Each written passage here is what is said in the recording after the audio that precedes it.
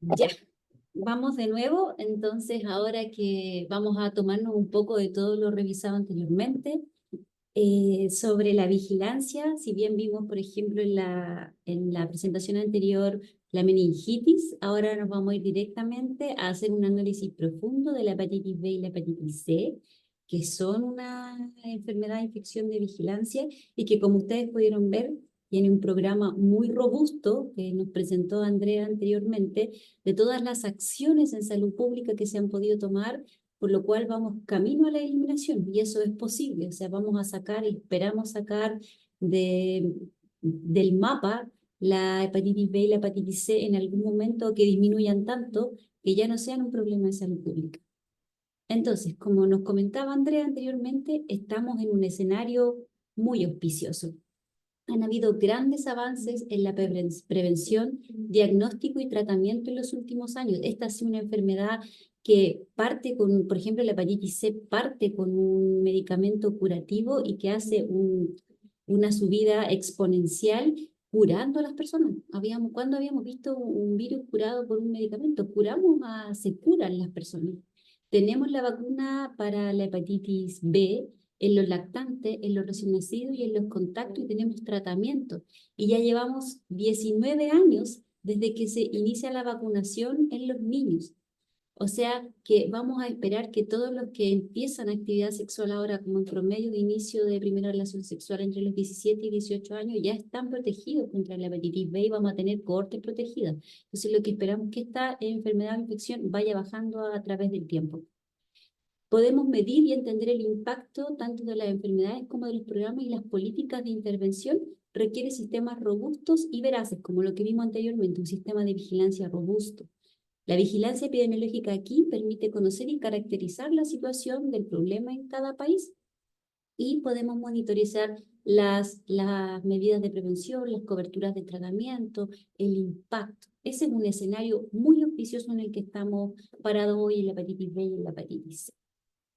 Hacer un recuerdo de lo que vimos antes: hepatitis B y hepatitis C son enfermedades de vigilancia obligatoria universal. ¿Se acuerda? Universal quiere decir que se vigilan en todas partes. Cada vez que yo hago un diagnóstico de estas dos infecciones, debo notificar, y de notificación diaria o dentro de las 24 horas, que quiere decir que yo no corro, pero que sí lo notifico a 24 horas como plazo máximo desde que hice su diagnóstico, no su confirmación, su diagnóstico.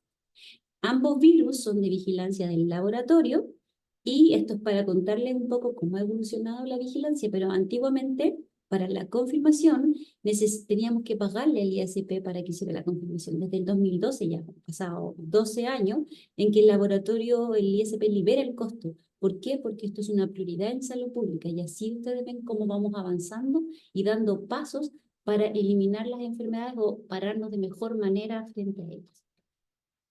Esto es algo que tenemos que recordar. Hepatitis B y hepatitis C es de vigilancia universal obligatoria, tanto en lo público como en lo privado. Esto aplica para todo, de notificación diaria, y esto es muy importante, de caso confirmado. Yo no notifico una sospecha de hepatitis B o una sospecha de hepatitis C, notifico un caso confirmado de hepatitis C cuando tengo su etapa, ya sea en etapa aguda o en etapa crónica. Tengo los elementos suficientes para poder hacer este diagnóstico. No lo vamos a leer, pero ¿se acuerdan que en la primera presentación sobre vigilancia teníamos definiciones de casos súper operativas? Aquí ustedes lo pueden ver. Aquí está definido qué es una hepatitis B aguda, qué significa una hepatitis B crónica, lo mismo para la hepatitis C, y está asociado a los códigos del CIE-10. Ustedes pueden estar o no de acuerdo totalmente con esta definición de caso, pero recordar que la definición de caso para vigilancia no necesariamente es la misma que yo hago en un ambiente clínico. Estas definiciones de caso fueron trabajadas con hepatólogos de larga trayectoria, llegando a un consenso para poder equilibrar los elementos clínicos con los elementos del laboratorio y generar una definición de caso que nos permita a todos decir que cuando estamos frente a una hepatitis B aguda, es esto lo que tenemos. Por ejemplo, una persona con antígeno de superficie positivo confirmado por el ISP que presente transaminasas 10 veces por sobre el valor normal, con o sin sintomatología, y una IgM anticore positiva, Fíjense que aquí dice, en los establecimientos que se disponga de esta técnica. O sea, si no se dispone, la definición de caso queda cortada en el texto anterior. Entonces aquí, para que ustedes la puedan revisar, está disponible en la circular que está publicada en la web de epidemiología. Otra cosa muy importante, como ¿se acuerdan que vimos en la meningitis que había quimioprofilaxis? Que ahí es un poco más fácil porque es inmediata y usted estudia cuáles son los contactos y aplica la quimioprofilaxis inmediatamente. Acá, el estudio de un caso de hepatitis B requiere investigar quiénes son los contactos intrafamiliares, los expuestos a sangre con personas con hepatitis B, cuáles son los contactos sexuales y, como hablaba Andrea en la presentación anterior, los recién nacidos hijos de madre con un antígeno de superficie positivo. Cuando nosotros tenemos el mapa de quiénes son todas estas personas, podemos aplicar la vacuna previo a tener un examen negativo, porque si estas personas son diagnosticadas como caso, ya dejan de ser contactos y pasan a tratamiento y a la vigilancia regular. Solo si tienen si tienen un examen negativo pueden ser vacunadas, excepto los recién nacidos hijos de madre positiva, que a ellos se les aplica la profilaxis en el momento del parto, como ya lo comentó antes. En el caso de la hepatitis C, también tenemos que hacer estudio de contactos cuando tenemos el caso de hepatitis C aguda, que serían los expuestos a sangre de portadores de hepatitis C, las parejas sexuales y también los recién nacidos hijos de madre con hepatitis C. Esto es muy limitado, no tenemos casos documentados en Chile, pero en la teoría se evidencia que existe la transmisión vertical, pero que es muy limitada. ¿Cuáles son los objetivos de los manejos de contactos? Identificar a los casos de hepatitis B que no hayan sido diagnosticados para derivar a manejo y seguimiento de la red asistencial y identificar a los contactos de alto riesgo que requieren la inmunoprofilaxis. Entonces, cuando hacemos este estudio de contactos, primero diagnosticamos a quienes no están diagnosticados y los pasamos a vigilancia y los pasamos a tratamiento o seguimiento según corresponda e inmunizamos a aquellos que no tienen la infección y que pueden ser protegidos porque están en el riesgo.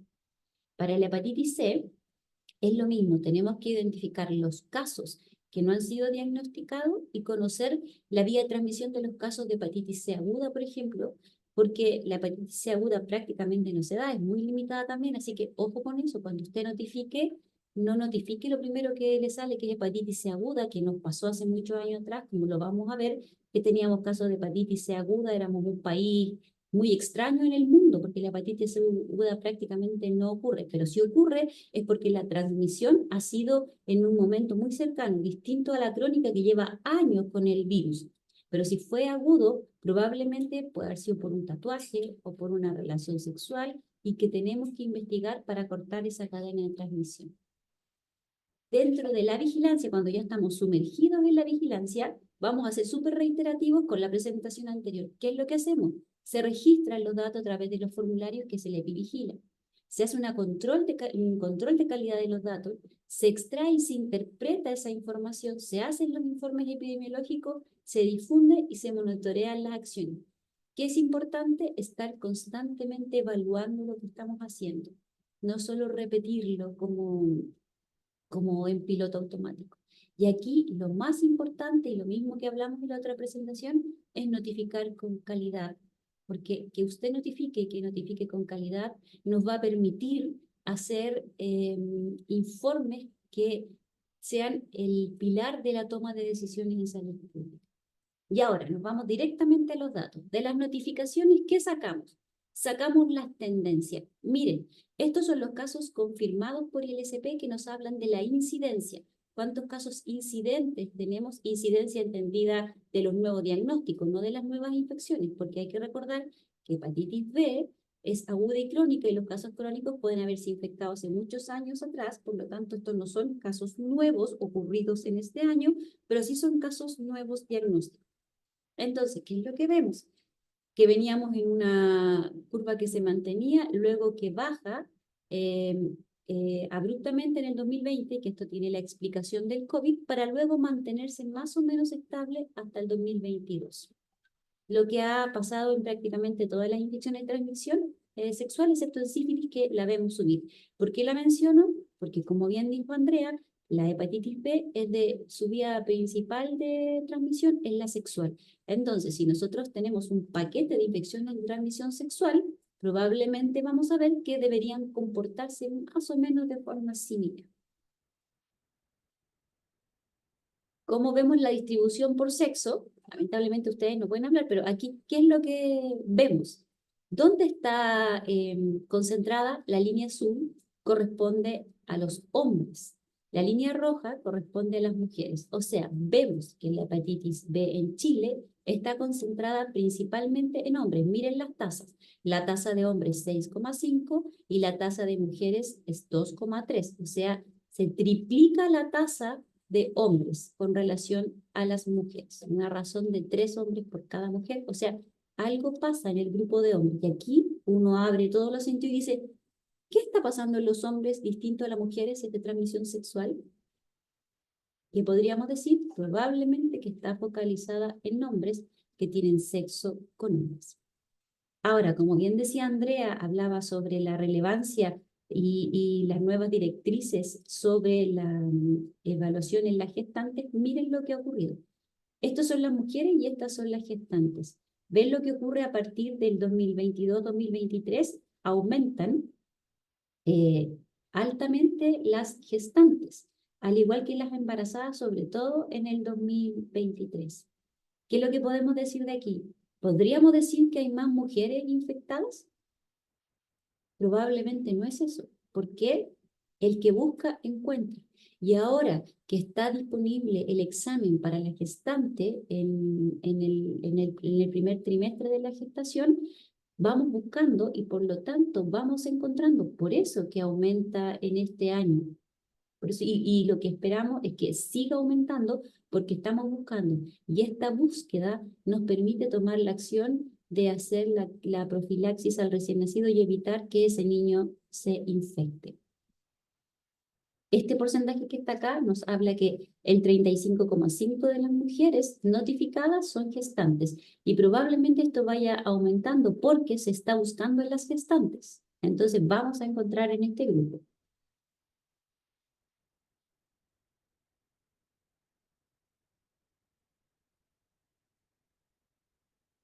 Ya, aquí nos vamos a las edades. Fíjense, los colores, los verdes son los menos intensos hasta los rojos, que es lo más intenso. ¿Dónde vemos que se concentra la hepatitis C? Los rojos se mantienen entre los 25 más o menos hasta los 39 años. Fíjense que aquí están las tasas más altas que duplican prácticamente a la tasa nacional, que es de 4,4, y aquí estamos en 8, en 9, en 8, en 6. Entonces, aquí reside la infección, aquí se alberga, aquí está principalmente su nicho, que es población sexualmente activa. Tenemos que toda esta edad es sexualmente activa, pero acá vemos que hay mayor intensidad. Quiero resaltar en esto que tenemos niños de 5 a 9 años, de 10 a 14, en la hepatitis B. Esto nos tiene que doler la guatita, le llamo yo. ¿Qué pasa con un niño? Esto fue una transmisión vertical no detectada, corresponde a personas extranjeras, niños que se infectaron, transmisión vertical en otro país, fue en nuestro país, corresponde a transfusiones sanguíneas en nuestro país o corresponde a abuso sexual. Con esto, cuando tengamos un caso de hepatitis B en un niño, tenemos que hacer algo, no puede ser anecdótico, tenemos que ir a investigar por qué pasó, cuál fue su vía de transmisión, y dependiendo cuál fue la vía de transmisión, son todas las acciones que tenemos que desencadenar. Y otra cosa muy importante, fíjense que a medida que avanza la edad, si bien baja la tasa y el número de casos, existen casos, miren, 26 casos en la población de 60 a 64, 15 casos en 65, 64, incluso tenemos 10 casos en 80 y más. No podemos pensar que la vida sexual termina en los adultos mayores. Tenemos que sospechar en esta persona, y estamos hablando de hepatitis B, vamos a ver que en hepatitis C es lógico pensarlo. Hepatitis B no es tan lógico porque está asociada a la infección de transmisión sexual. La vida sexual no termina. Tenemos que pensarlo en personas también mayores. Aquí vemos cómo se distribuye la etapa de la hepatitis en aguda o crónica, y fíjense que más o menos es de un 50% en cada una de las etapas. Cuando llegamos principalmente a la aguda, entendemos que el periodo que se infectó es menor a que cuando llegamos a la crónica. Y es súper importante que cuando ustedes notifiquen la etapa, no solo un caso de hepatitis B o hepatitis C, porque el sistema primero no se los va a permitir. Tienen que poder recoger los datos y hacer el diagnóstico, tener la confirmación del ISP y los elementos necesarios para clasificarla como aguda o como crónica. Eso es notificar con calidad. ¿Cómo se distribuye geográficamente? ¿Qué es lo que vemos acá? Que en el 2018 teníamos las tasas un poco más altas y estaba principalmente residiendo en la población del norte, en el centro Valparaíso y RM, y entre Ñuble, Biobío y Magallanes. Vemos a través de los años que fueron disminuyendo las tasas. Aquí principalmente por la pandemia bajan bastante las tasas, como ustedes pueden observar, prácticamente la mitad de lo que ocurría en el 2018, pero sigue concentrándose en las regiones del norte. Cuando nosotros vemos estas bajas tan abruptas, también podemos pensar si efectivamente se está notificando todos los casos que hay, porque es raro que bajen tan abruptamente. Entonces, necesitamos evaluar. Miren lo que pasa acá en Arica, que desde el 2018 al 2021 tenía altas tasas y el 2022 baja. Entonces aquí uno se pregunta, ¿bajó la incidencia o hay un problema de subnotificación? Siempre tienen que pensar qué es lo que está ocurriendo. Aquí es para el número de los mapas, o sea, lo que vimos en los mapas está traducido en números y en tasas. Lo mismo, miren cómo está, que Arica venía en 8,2 y bajó a 3,1. Eso es extraño. Hay que ir a investigar cuando vemos estas bajas tan abruptas que no responden a una medida de salud pública específica. Y lo más importante es notificar con calidad, porque si esto corresponde a un problema de notificación, tenemos que relevarlo. No es que Arica esté ultra bien, es que Arica no estaría notificando probablemente. Respecto a determinantes sociales de la salud, podemos ver, entre otras cosas, cómo se distribuye esta infección en los extranjeros y en los pueblos originarios. Dentro de los extranjeros, fíjense que se mantiene más o menos estable la proporción de casos del total de casos, y el 2022 asciende aproximadamente a un 27%, que no es menor, estamos hablando mayor al 25%, ¿cierto? Se mantiene estable y tiene una proporción relevante, por lo tanto tenemos que sospechar. Y respecto a los pueblos originarios, está pesando el 2,6%. Aquí uno podría preguntarse, los pueblos originarios representan aproximadamente el 10% de la población nacional y el 2,6% solo con hepatitis B. Podemos pensar que no estamos buscando o que la prevalencia de esta infección es menor en los pueblos originarios, y ahí tendríamos que meternos un poco más profundo a los datos. Según distribución, vemos que los extranjeros residen principalmente en la región metropolitana, Valparaíso, O'Higgins y Antofagasta. No llama la atención ni la metropolitana ni Valparaíso porque son las regiones que concentran mayor población nacional. Entonces, ahí vamos a encontrar probablemente más distribución más distribución de población extranjera. Llama la atención el Libertador, Bernardo O'Higgins y Antofagasta porque no son regiones con tanta población, pero que sí están concentrando a personas extranjeras. Cuando usted vaya a su región, tenga ojo también qué es lo que está ocurriendo con estas poblaciones que son más vulnerables en los accesos a la atención de salud, en las barreras culturales, en las barreras también de idiomáticas, por ejemplo. Existen barreras que tenemos que mirar. Nos vamos ahora a ver la hepatitis C. Vimos que la hepatitis B entonces era principalmente de transmisión sexual en poblaciones, reside principalmente en poblaciones de hombres jóvenes, probablemente atribuido a hombres que tienen sexo con hombres, y que tiene un 27% más o menos en población extranjera y 2,6% en pueblos originarios. Fíjense lo que pasa en la hepatitis C.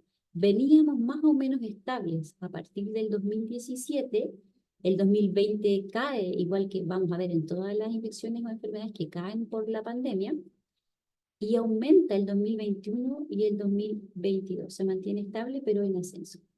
Uno aquí se pregunta, ¿qué pasó? ¿Hay más casos o hay una mejor notificación?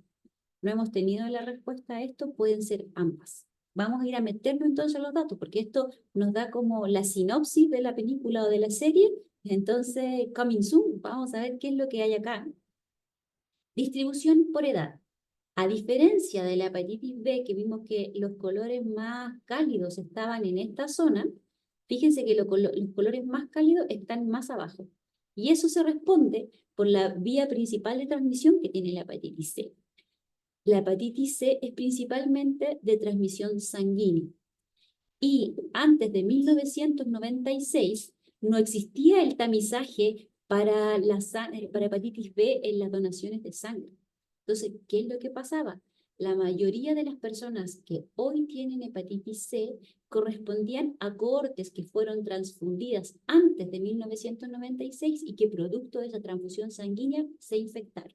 Entonces, como la hepatitis C es principalmente crónica y se diagnostica muchos años después de que se adquirió la infección, vemos que son cortes mayores. Es decir, si ustedes se fijan, los colores más fuertes parten como en los 50 años, si es que fueron transfundidos antes de 1996, tiene lógica que todas las personas van a ir envejeciendo y van a ir siendo diagnosticadas con su hepatitis C. Y no hay una distribución muy distinta entre hombres y mujeres. Aquí la tasa, sí, hay una diferencia, pero fíjense que acá se empieza a aumentar. Hasta aquí es 3,8, 2,2. Aquí está un poco más distinta, pero no es tan grande como la que vimos en hepatitis B. Pero fíjense acá que en el año 2022 vemos un ascenso en población de 40 a 44 años y de los 30 a 34 años en población que deberíamos ver una baja. Porque deberíamos, según esto, que es por transfusión sanguínea, deberíamos ver que estas cortes envejecen. Sin embargo, vemos que acá hay un aumento en población joven, que es lo que estamos viendo. Dijimos que esta se transmitía principalmente por sangre. Existe la vía de transmisión sexual también en la hepatitis C, pero que antes era muy limitada. Pero ahora, a medida que pasa el tiempo, hemos visto prácticas sexuales que están mediadas también por sangre, que se llama sexo duro.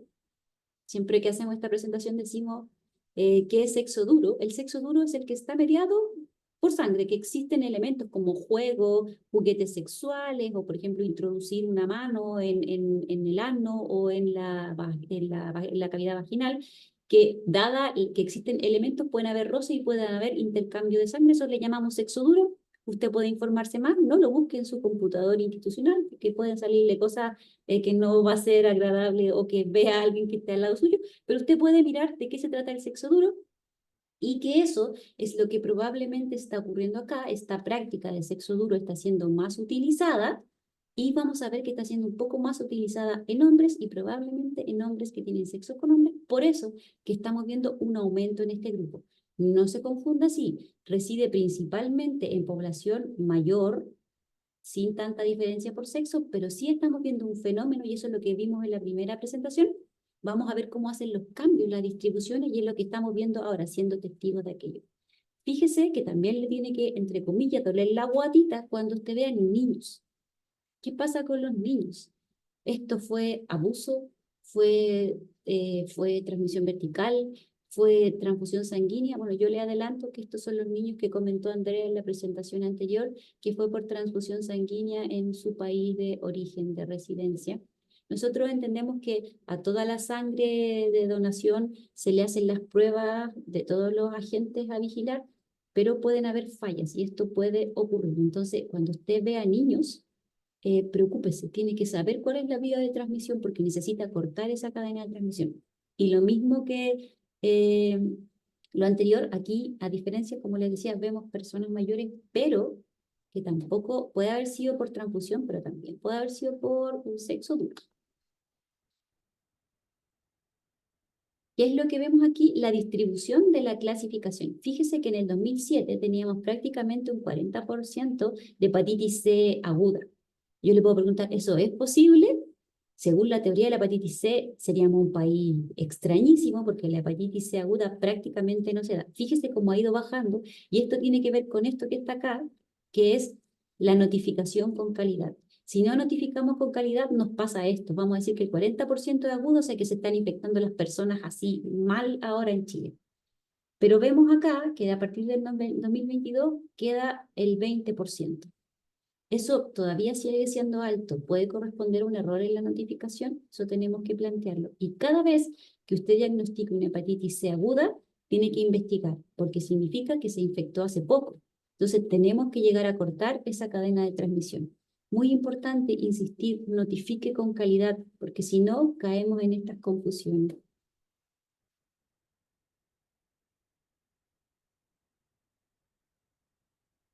¿Qué pasa según la distribución geográfica? Pasa un poquito parecido, también se concentra en las regiones del norte. Fíjense el fenómeno que pasa en Arica, que está con tasas intensas, mientras más oscuro el color, mayor la tasa. Y mire lo que pasa en 2022. Cabe la misma pregunta. ¿Ya no habían casos de hepatitis C? ¿Ya no se diagnosticaron más? ¿O no se notificó? Lo mismo en Valparaíso. Es que no se notificó, o algo pasa en la notificación. Entonces, estos datos hay que mirarlo con cautela, porque usted tiene que saber si corresponde a un problema en la calidad del registro o efectivamente está ocurriendo este avance maravilloso en estas regiones. Aquí podemos ver los números asociados a los mapas y vemos que Tarapacá la lleva en todo en todo el periodo de estudio, y que tuvimos bajas bastante grandes en Aysén, por ejemplo, y se puede entender porque son muy poquita población, entonces pueden haber estas oscilaciones mayores. Cuando revisamos los extranjeros, vemos que pesan prácticamente el 15% del total de personas diagnosticadas en el año 2022, que es casi la mitad de lo que pesa del peso que tienen en la hepatitis C, y de los pueblos originarios solo es el 1,2%. O sea, esta infección es mucho más bajita su diagnóstico o incidencia que la hepatitis B. Entonces, por eso podemos ver números bastante menores, y vemos que prácticamente todas las personas extranjeras notificadas están en la región metropolitana, en Arica, en Los Lagos y en Tarapacá. Entonces, revisando esto, podemos evaluar cuáles son las brechas, y esto es importante que usted lo incorpore cuando vaya a su establecimiento. Primero, recordar, siempre la evaluación es algo importante, mirar lo que estamos haciendo, no simplemente hacerlo, y notificar con calidad. De eso dependen todos los registros. Por lo tanto, yo aquí me puedo preguntar, ¿están todos los senos de los casos que se confirman en el ISP? Se notifican todas las gestantes diagnosticadas. Cuando usted notifique una gestante, tiene que colocarle que es gestante, porque no es un dato anecdótico que sea gestante, es muy importante. De ahí se desencadenan todas las acciones. ¿Conoce la circular de hepatitis B y C? Se la vamos a dejar disponible para que usted la pueda leer y estudiar. Se conoce la definición de caso, se validan y cierran los casos. Valido que esto es el rol del delegado o delegada de epidemiología, pero usted como clínico o clínica también tiene que saber si lo que está ingresando al sistema está con la calidad que requiere. ¿Puedo revisar la calidad de la información? ¿Bajo qué criterios? ¿Con qué frecuencia estoy revisando la calidad? ¿El establecimiento puede analizar la información? Usted podría aliarse con el delegado o delegada de epidemiología a analizar la información de su establecimiento, si es que le da el tiempo. ¿Se ha difundido la información? ¿A quién está difundida esta información?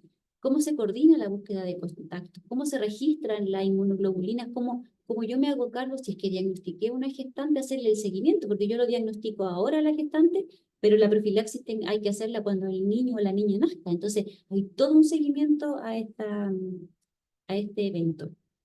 Aquí está disponible en http://epi.minsal.cl. Tenemos las dos enfermedades donde dice materiales relacionados. Usted pincha ahí y están los informes y están las circulares para que las pueda revisar. Y el mensaje más importante de esta y de la otra presentación: notifique con calidad, notifique, para que podamos seguir avanzando, para que podamos eliminar la hepatitis B y la hepatitis C. Notifique con la calidad, encuentre los casos, búsquelo, como decía Andrea, tome el examen cuando le sea posible. Mientras más encontremos, más vamos a poder tratar y evitar que se sigan infectando, enfermando personas. Recuerde el estudio de contactos. Cuando usted notifique un caso de hepatitis B o hepatitis C, recuerde que tiene que hacer un estudio de contactos para cortar la cadena de transmisión. Y esta diapo, nosotros trabajamos muy de la mano con Andrea en la presentación anterior, y nos preguntamos, y la idea es que usted también se lo pregunte: ¿qué vamos a hacer esta noche? Vamos a hepatitizar el mundo, vamos a sensibilizar que esta infección existe. no es algo, una más, esta existe, la podemos eliminar. Más adelante vamos a pensar que no existe porque vamos a haber logrado la eliminación y hacia allá vamos trabajando. Y recuerde que el trabajo en equipo es fundamental. Le insisto, conozca a su delegado o delegada de epidemiología para que logremos eliminar estas dos infecciones, para que logremos proteger a todos los recién nacidos de madres que sean positivas, que la vacuna ya tiene 19 años, o sea, vamos a proteger a toda esta corte de jóvenes y adultos que vienen. Y si usted diagnostica oportunamente, podemos hacer tratamiento curativo para la hepatitis C y evitar que nuevos casos ocurran de hepatitis B. Muchas gracias.